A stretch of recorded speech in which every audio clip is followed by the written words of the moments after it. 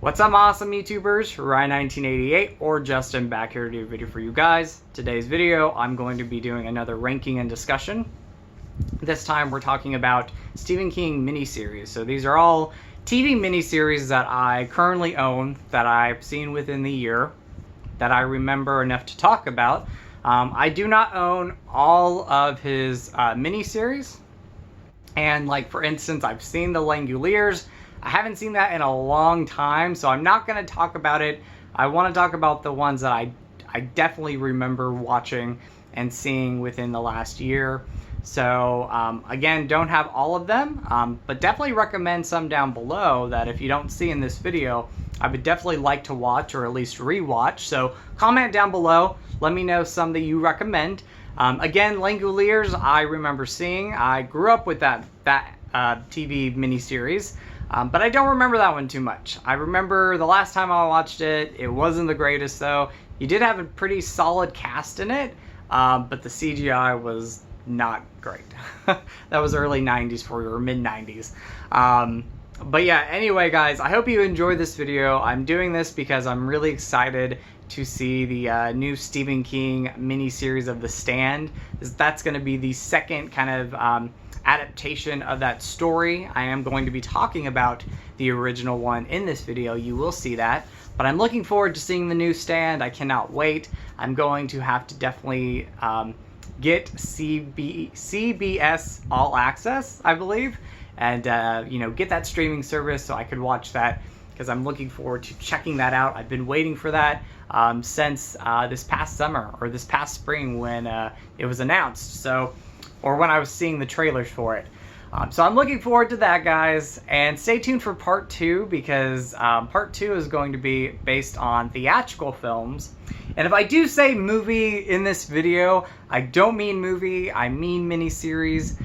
So just kind of, hopefully you guys don't mind that. So I'm just letting you guys know that I will probably say movie at some point in this video, but I do mean miniseries. And again, stay tuned for part 2, where I will be talking about theatrical Stephen King adaptations that are my favorites. So anyway, guys, enough rambling. I have 7 of them here I have 7 miniseries here to talk about. So I hope you enjoy this. This is going to be my least favorite to my favorite, and I will say I enjoy all these. I definitely love some more than others, and this one's a pretty good one. I remember as a kid it terrified me. Nowadays I watch it and it's not terrifying, it's definitely enjoyable, and I do overall like it, except for the climax and some of the, you know, bad 90s or early 90s CGI for TV. And that is the Tommyknockers. So when I was a kid, this was one of the first ones, if not the first one that I saw. I remember seeing this on TV. I remember bits and pieces of it kind of creeping me out. Nowadays, it definitely does not hold up as well. Again, I still enjoy quite a bit of it. I like the overall cast. A lot of faces at the time that you would see in other movies or TV shows were in this adaptation, but were in this miniseries. And so I like the cast. I like the small town setting. I think it has a pretty, I wouldn't say it's a completely eerie atmosphere, but it does have a good atmosphere to it.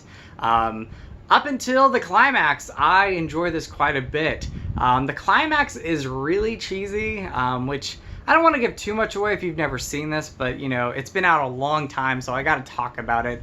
But the ending is in a spaceship, and it's pretty much about aliens kind of landing in this small little community and people being affected by these aliens or these beings. Was not a fan of the climax rewatching it. Just really cheesy, and it took away from the suspense that it did have up until that point. You know, a lot of things that I do remember and that are still pretty cool today. There is a moment where there's a lot of dolls in a room, and you know, somebody gets attacked by the dolls, or there's just a scene with dolls in it, and that was really cool. Again, great cast and some pretty kind of eerie moments that still hold up today. Besides, you know, that kind of early TV CGI and the climax of this miniseries, I think it's a pretty cool one. And if you've not seen Tommyknockers, in a long time. Check it out. I think the thing that a lot of people remember, or at least I remember about this, is the theme song. You know, Tommyknockers knocking at the door. That I always remember growing up. Even, you know, not seeing this for like 10 years, I would always have that Tommyknocker song in my head. So, but anyway, guys, decent mini-series. I recommend checking it out if it's been a while. Have a lot of fun with it. Maybe have some good food, some good drinks. Enjoy it, guys. Not completely bad in my opinion. Just not the greatest mini-series from Stephen King. Coming in at number 6, I actually love the rest of these. So I love this mini-series, and I'm currently reading the book right now. I've been reading it off and on. I needed to take a little bit of a break. It's, you know, obviously it's a you know, kind of terrifying book to read. But that is the Stephen King Shining miniseries from the mid-90s. I think 95 or 96 is when this came out. But I'm a big fan of this. I know some people don't really like this. I can understand, you know, the special effects not being the greatest, but everything else I actually love. I love overall the casting choice. I love Steven Weber as Jack Torrance, Rebecca De Mornay as Wendy Torrance. They are definitely a lot more faithful from the characters that are in the book compared to Kubrick's movie. I know, and a lot of you guys know, that Kubrick kind of changed a lot of the book, and Stephen King was not happy about that. So he actually wrote the teleplay for all 3 parts of this, and Mick Garris, who is really well known for, you know, being a part of a lot of Stephen King adaptations, directed this. Again, besides the, you know, again, mid-90s CGI for TV, everything else I love. I mean, I love the fact that they filmed it at the hotel where Stephen King wrote the book and he got the idea of The Shining. I thought that was great. Again, the casting choices are perfect. I love the fact that this is definitely more faithful to his book. I like the fact that you know, Jack Torrance is a very overall kind of likable person in the beginning, and, you know, he just feels horrible for the stuff that he's done in the past with his drinking problem. You know, they talk about that more. They talk about, you know, him going to the, you know, AA meetings that you actually see in the beginning of this miniseries, but you also, you know, read about in the book. So he's just a better character in this miniseries and in the book. Again, you like him in the beginning, and then like he just spirals into madness. I like that a lot. You know, I love Jack Nicholson's performance as Jack Torrance, but like even in the beginning of that movie, you know, he just doesn't seem like the most likable person. So, you know, that was one of the things. Obviously, the ending's different. Dr. Sleep kind of, you know, paid, you know, tribute to Stephen King's book. The Shining miniseries, the ending is definitely different from the original Shining. A lot of things are different. This is definitely more faithful to the book. And I'm loving the book right now. I love both movies, don't get me wrong, or I love the Shining movie from Stanley Kubrick, but I also love this miniseries. I like that they're different. I know, you know, Stephen King is not a fan of Stanley Kubrick's The Shining, but I love I love that movie. I love this miniseries. I like the things that are different, and you can watch both of them and I think enjoy them. I mean, you might enjoy this one, you might not love it. I just remember this one on TV quite a bit. I remember watching it on Sci-Fi a lot, and I think it's still a really, or I think it's still a miniseries that I love. So, but yeah, again, you know, better written characters, or just characters that are definitely based more on Stephen King's book. It works well. I like that a lot. I like, you know, Rebecca De Mornay as Wendy Torrance. She's fantastic. Absolutely love her as an actress anyway. But I love her portrayal of Wendy, which is definitely more faithful to the book as well. Again, a lot of things I love about this, besides, you know, mid-90s, you know, CGI. It is definitely a great miniseries. So the next one I'm going to talk about is one that actually Stephen King did not write a book or short story on. This is actually one he just wrote the teleplay on, and that is Rose Red. So Rose Red, I have a lot of memories watching this. It came out in 2002 or 2003. It scared me, when I first saw it. I thought it was just a really creepy miniseries. It's still pretty creepy, but I could watch it more now, and I absolutely love this. And again, this was not one that was based off a book or a short story by Stephen King. This is just actually something he wrote for TV. And if I remember correct, when he was writing this, I know he was having a lot of personal, stuff going on in his life. So I don't know if he has the best memories with this, but I love Rose Red. I think it's great. I love the big mansion setting. Again, overall, a great cast that you would see from previous movies before this and stuff afterwards, or TV shows. So a big fan of this one, guys. If you've never seen Rose Red, or it's been a while since you've seen it, check it out. Again, TV CGI, it's actually some of the best that we've had from Stephen King miniseries, but definitely still not like the greatest stuff. So besides that, I think that this is definitely one of the best miniseries that we've had from Stephen King. So I recommend checking that out. And if you can get your hands on this one, I did not know for the longest time that this was actually a prequel to Rose Red, but this is the Diary of Ellen Bauer? Rinbauer. And this is actually a really good prequel to Rose Red. So if you can get your hands on this, I'd actually watch this and go ahead and watch the Rose Red miniseries. I don't think Stephen King wrote the teleplay for this. I think he was only, it says he was only executive producer on this. But this is actually a miniseries to Rose Red. It's a really good miniseries. I think it definitely goes perfect as like a double feature. So definitely watch this if you can get your hands on it, and then watch Rose Red, because this is based on the character that is like the main ghost in this house, or in this mansion. So, but yeah, I like that one a lot. So I had to mention that one. Now we're going on to my top 4, and I love all of these. I had a hard time ranking these. I didn't know which one was number 1, what was going to be, number 3, number 2, number 4. So just to let you all know, even my 4th favorite miniseries from Stephen King is one that I absolutely love. I love all these, and I highly recommend any of these if you've never seen them.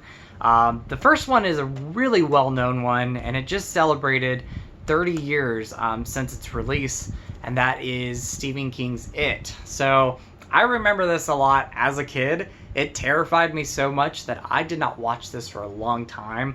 I remember watching this with my cousins one morning, and we watched like the beginning of it, and before Georgie's demise, we were like, this is pretty interesting. And then right when Georgie died, we were terrified. I mean, it freaked us all out. Again, I did not watch this for the longest time, and every time it would come on TV, I remember like the first couple times I would watch it on TV, I would be terrified. I could not finish it. We actually watched it on a VHS tape, and for the longest time, I didn't know that there was a second part, so I did not know about the adult side to this miniseries. I only watched everything with the kids, and after that I was done. So it wasn't until later on that I actually watched both parts, and while the first part is definitely the best and it's definitely the most terrifying part, I actually like part 2, or the second part to this miniseries. I like the cast. I think they're overall really good. Definitely not as interesting as the child actors, or what is it? Child actors? I'm just saying child actors. It's definitely not as interesting as when the adults were kids. There we go. I think the first part is definitely the most interesting, and definitely the best part about it. I love that part. But again, I do like the second half of this, and I like the casting of the adults. I think they overall were really good. A lot of faces that we know when we remember, like Jason Ritter, who Three's Company, I absolutely love him. A lot of child actors that you've seen in other movies. I can't remember the kid who played Billy, or yeah, Bill. But I know he passed away, and he was one that I grew up watching shows with and movies. Neverending Story 2. I think his name was something like Jason something. I could be wrong, but I know he passed away. Hopefully we get the documentary that's supposed to be coming out sometime soon. I know they're making a full-on documentary on this, and I would love to see that.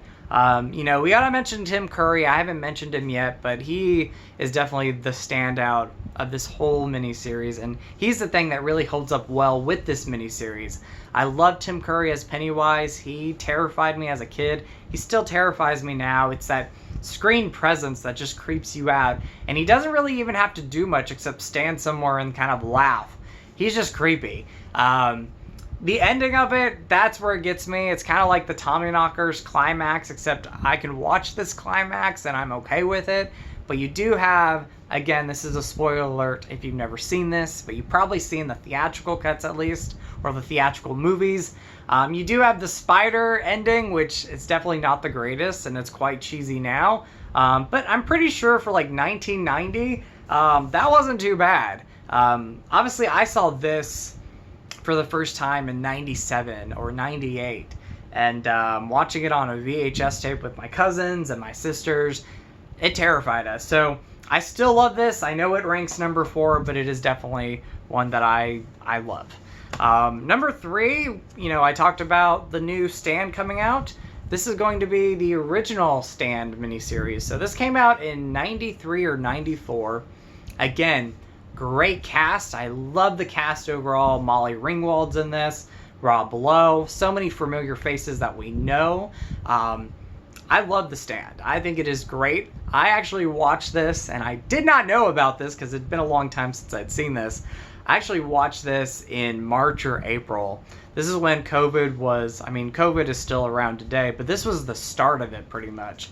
Once the lockdown happened, I watched it, and I did not realize that the first part was a plague. This had been a long time since I had seen it. So when I watched the first part of this, it really got under my skin, and I was terrified because we have COVID going on right now. We have a pandemic of ourselves, or we have a pandemic now, that when you watch the first part of this, it really does get under your skin, and it is terrifying.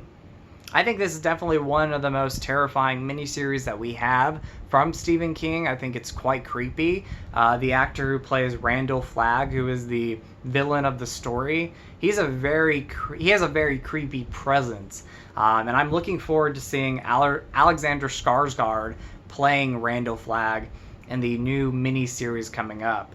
But if you've never seen this version of The Stand, I highly recommend checking it out. If you don't know anything about the story, if you've never read the book, which I still have to read the book at some point, I would say watch the new miniseries. That way you don't have stuff spoiled. But after you're done watching that one, go back and watch this. This is still a great one. Again, some CGI probably doesn't hold up too well because it was made for TV and this was 94. But you have such a strong cast. You got a great atmosphere.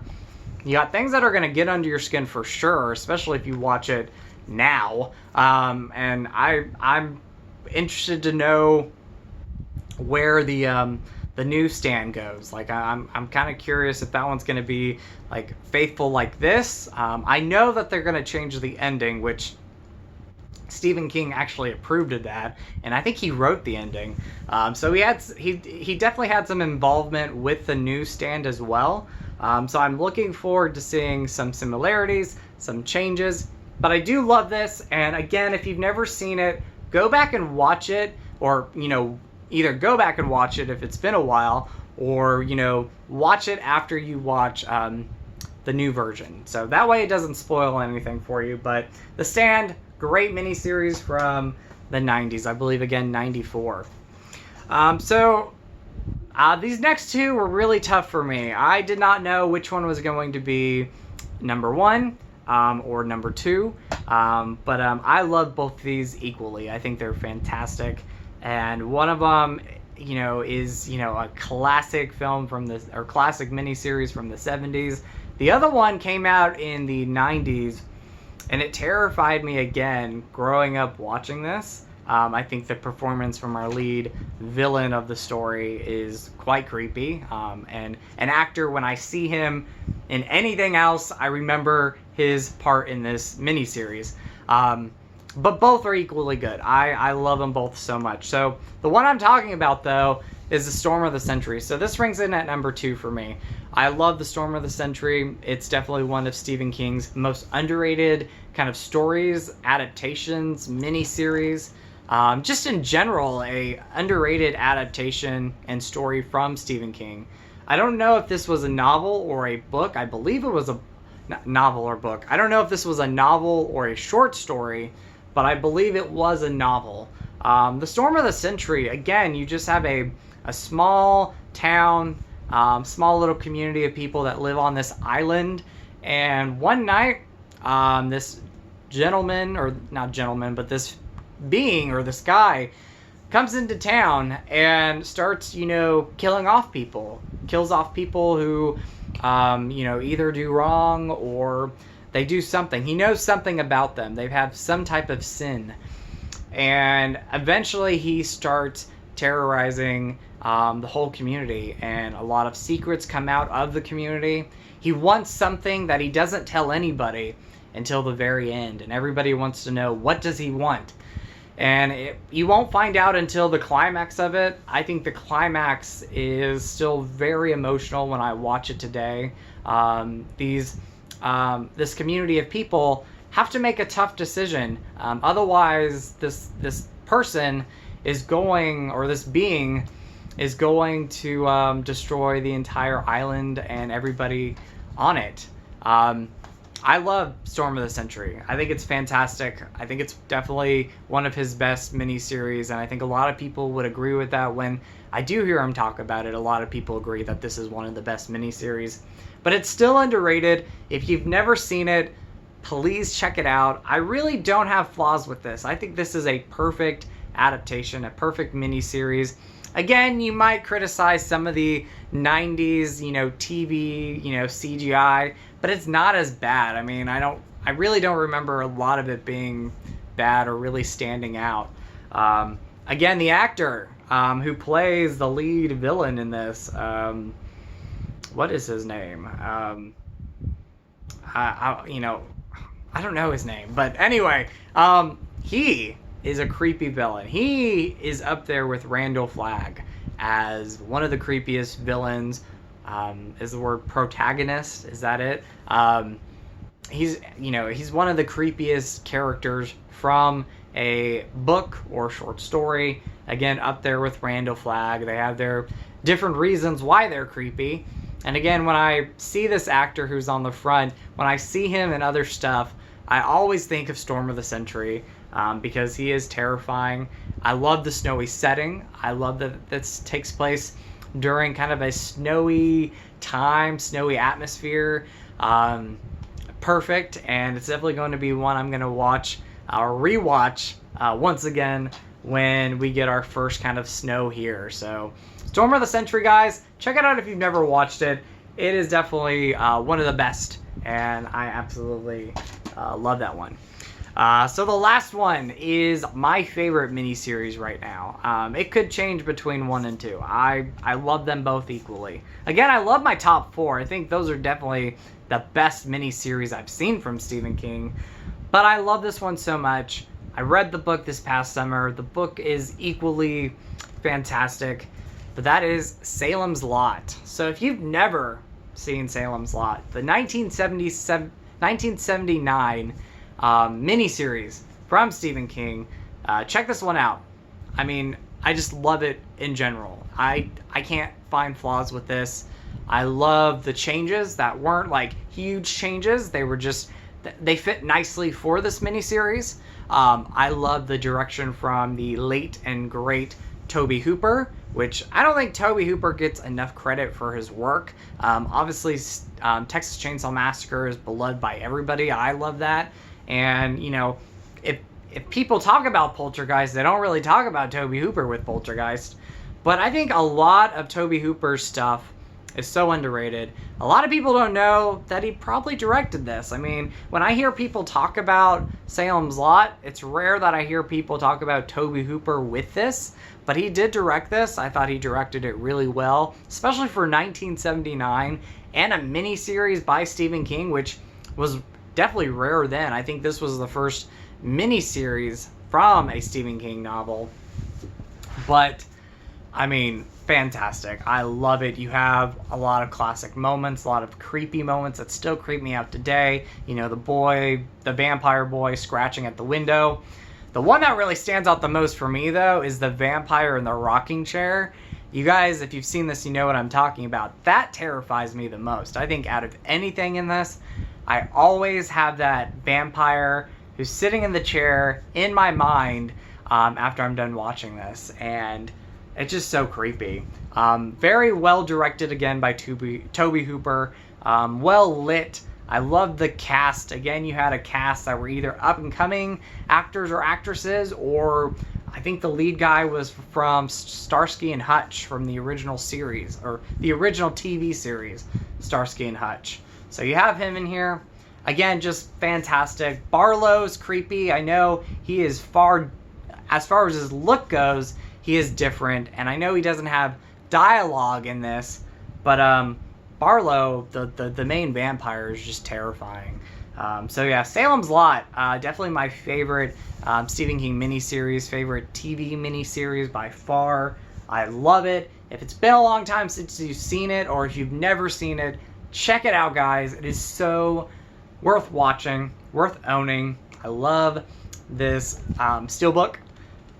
Just think it's fantastic. So yeah, well, and I want to quickly mention before I wrap this, I actually have again the book, and I read the book this past summer. I read this, and I read Pet Sematary, or I finished Pet Sematary, but this really stood out for me. I know that Warner Brothers right now and James Wan want to do a theatrical remake, which would be the first theatrical remake out there. I know they did a miniseries with Rob Lowe, which I remember that not being too great.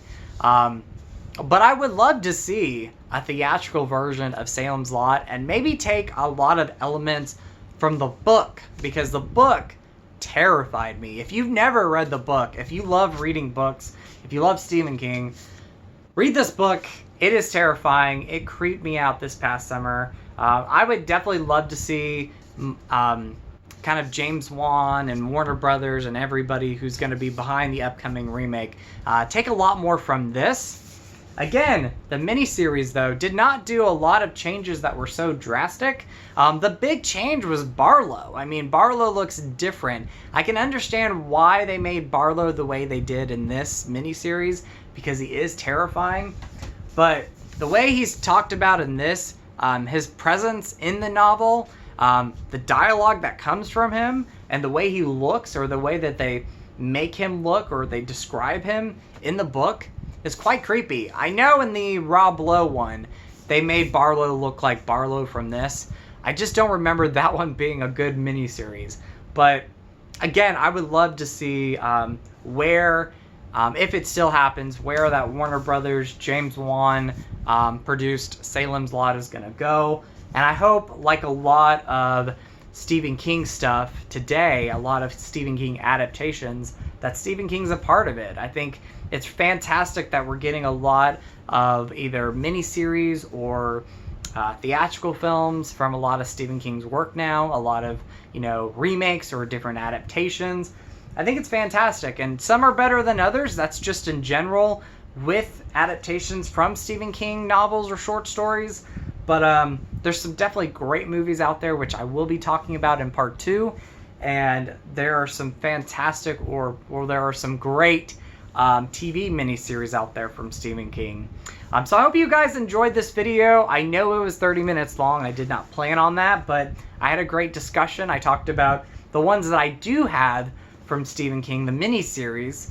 So let me know your guys' favorites. Do you like some of these? What do you guys think of them? And then leave comments down below. Let me know some other great mini-series from Stephen King adaptations that are worth watching and worth owning. So I hope you guys enjoyed this video. Thank you guys so much for watching. I really appreciate it as always. Stay tuned for another video this upcoming week or this week. Look out for another video and I'll talk to you guys soon. So as always, you guys are awesome. You guys rock. In with the positive, out with the negative. Go eat some Skittles and much love to you all. All right, guys. Bye.